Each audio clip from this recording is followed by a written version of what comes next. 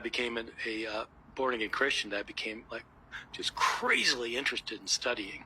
And so like I went crazy at Moody Bible, just because, oh God, and it remains hugely interesting to me. But not for reasons of personal faith, and not so I can help other people get to heaven, or it's just personally interesting, but also I think historically and culturally and socially it's hugely important. Not just the Bible, but the history of Christianity. There are 8 billion people in the world, and 2 billion of them worship Jesus and believe in the Bible, and the other 8 billion, whether they know it or not, have been seriously influenced by people who believe in Jesus. I mean, the Western world, there's been no institution more powerful in Western civilization than the Christian church. Nothing's close. Nothing's close. And the Bible is the most important book in Western civilization, and Jesus is the most important figure in the history of the world, in my opinion. People try to come up with alternatives. I'm telling you, you don't have 2 billion people worshiping someone else, let alone all the other influences, and not just, cultural influence. You think about music and art and philosophy and literature without Christianity. And so it's like culturally, historically, it's just as important as you can get. And so that's why I'm just passionate about it, because I think it's part of who we are as people, especially if we live in the West. It doesn't matter if you're an agnostic or an atheist or both, or a believer or anything else. It's really important. People ask me this all the time. Why do you study the Bible? You don't even believe in it. And, welcome to a university. It just drives me nuts. Because my wife, Sarah, she started out as a medievalist. So she would teach classes on Chaucer. She didn't believe Chaucer. It's like she didn't believe in Chaucer. I've got friends who teach Marxism. And they're not communists. Doesn't make them Marxists. People teach criminology. They're not robbing banks. They're just, it's like you don't believe that. You don't teach in a university. You teach knowledge. You don't teach what you believe. And so it's a secular research university. So that's why I'm interested in the knowledge. That's why. Bart Ehrman just explained why I study the Bible the way I do, for the most part. I do look at it as I talk about it as much as I do, because I do look at it as a way of helping other people who have made this decision to walk away from this religion, to be a help to them, to provide them information that they may not have found or looking to find. The only thing I would add to what Bart is saying, Mr. Ehrman, is the fact that I constantly get people, and especially black people, who seem to think that the only reason a black person can ever walk away from this religion and yet still talk about it so fervently like I do, is that I must hate God. And I do not hate your God. I could literally care less about your God. But your God is very interesting, because your God fits the motif of most gods during ancient times. These jealous, benevolent,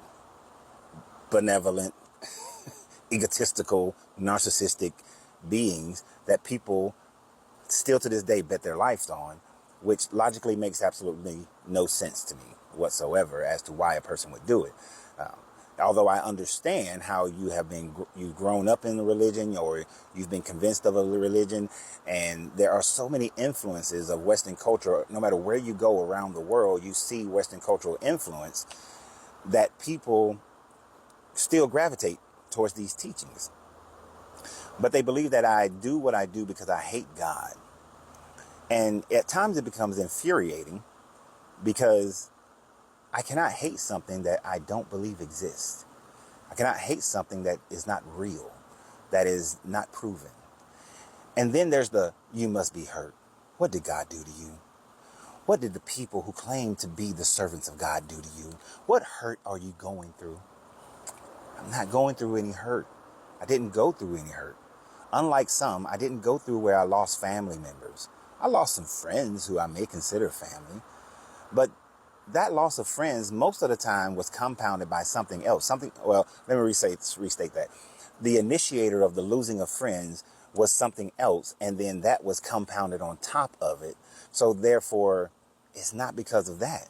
that I lost friendships. When I look at some of those friendships, I say, okay, I lost that friendship because I had made major changes in my life as to who other people were in relation to me. And they did not like that, had issues with it. And so they just justified their decision even more so by putting my walking away from Christianity on top of it to make them feel more solidified in their decision. That hurt, but your Bible didn't hurt me. Your religion didn't hurt me. Your religious people did not hurt me. So this religious hurt thing is something that you create in order to justify to yourself of how can another black man walk away from this religion? How can another black man not believe that he's a Hebrew Israelite because he doesn't know where his people come from? No. I became a born again Christian. I love this so much that I studied it with all my heart. Your Bible says, in all thine getting, get knowledge, wisdom, and understanding. I took that to heart at 9 years old.